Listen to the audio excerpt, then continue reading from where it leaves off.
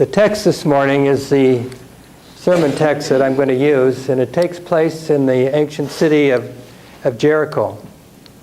Some of you might not be aware of it, but for 16 years I was the district superintendent of the Southeast Conference. And the annual meeting of the conference was actually held here in 1991. And I was elected here with only one negative vote. And that Tom Chandler told me 16 years later that was him. I always wondered who that was.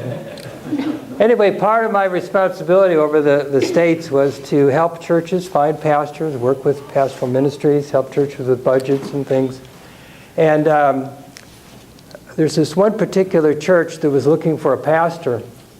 And they had gone through names and they found this particular one they really liked. And so they invited him and his wife to come to the church on that Sunday and to preach and to kind of get acquainted and see if they'd fall in love with each other. And so a pastor was there and he was visiting, and it was early and it was during the Sunday school hour, and he asked if he could visit one of the Sunday school classes just to see what it was like. And they said sure. And so he happened to end up in the 8th grade boys Sunday school class, and he said, "Can I ask a question?" And the teacher said, "Sure, you go ahead." And he said, "All right, who tore down the wall of Jericho?" He got real quiet, and all of a sudden little Billy Smith got up and said, "I didn't do it." Well, nevertheless, the teacher was really embarrassed. And so were some of the pastoral leaders that were there, trying to impress him. And so they ushered him out in the hallway and took him aside. And this one man said to him, he said, "I know Billy Smith's parents. And if he said he didn't do it, he didn't do it." Well, Pastor went on. He was getting a little nervous at this time. And he went on and he preached the sermon. And they all liked him. But he noticed that part of the leadership was gathering in the back corner and kind of meeting and talking, and then they came up to him after he greeted everybody, and they said, "Pastor, we really like you, and we feel that maybe you would work out well here, and we decided that whatever that wall costs, we're going to pay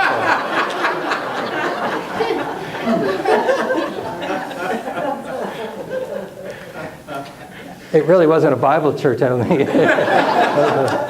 Anyway, Jericho was a very, very interesting place. I've had the chance to visit it and see the tree that Zacchaeus climbed. It's still there, supposedly. I got a couple of the figs fallen from the tree that he climbed, that sycamore fig tree. So before he came down, there was this blind beggar by the road, and some of our people some of the texts call him Bartimaeus, but this wasn't Bartimaeus. This was somebody else. Now imagine being blind is not a good thing. And in those days, there weren't any social organizations except your family and maybe people who had some kind of mercy. So when you were blind, you were kind of stuck. And that's why he's called a blind beggar, because that's how he had to get some income. That's how he had to face things. Somebody had to lead him around, probably take care of him, feed him. Didn't know if he had a family or whatever. But he was at the very, very bottom edge of society.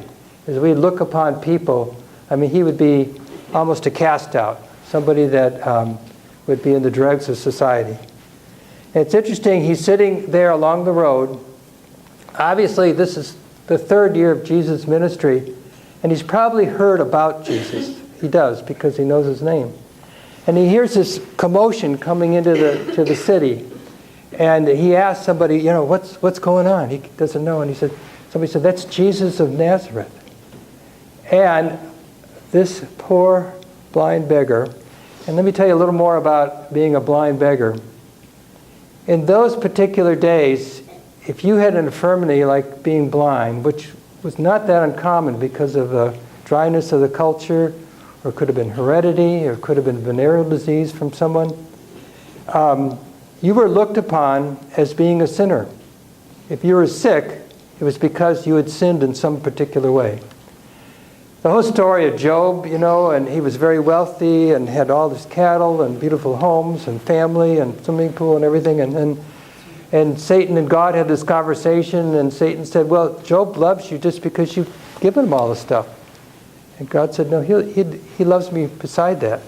And Satan says, well, let's take some of it away and see what happens. And so Satan took away all the swimming pools and the house and everything like this, and Job still loved God.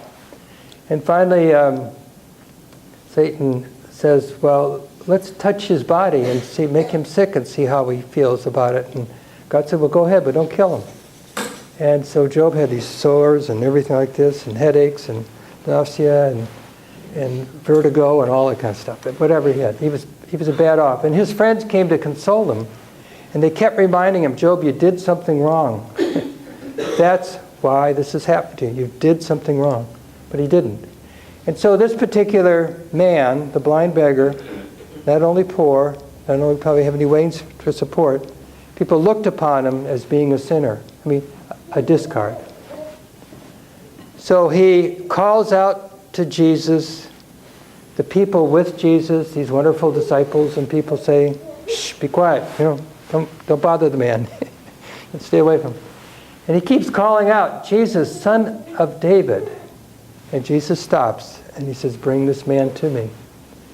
And the man comes and Jesus says, what do you want? I want to be able to see. And Jesus, because of your faith, I'm going to heal you. And he heals him and joins along the way. As we look into this text, there's some very interesting stuff that comes out, and we'll share that in just a few moments after we sing the next hymn, which is 83 in the silver.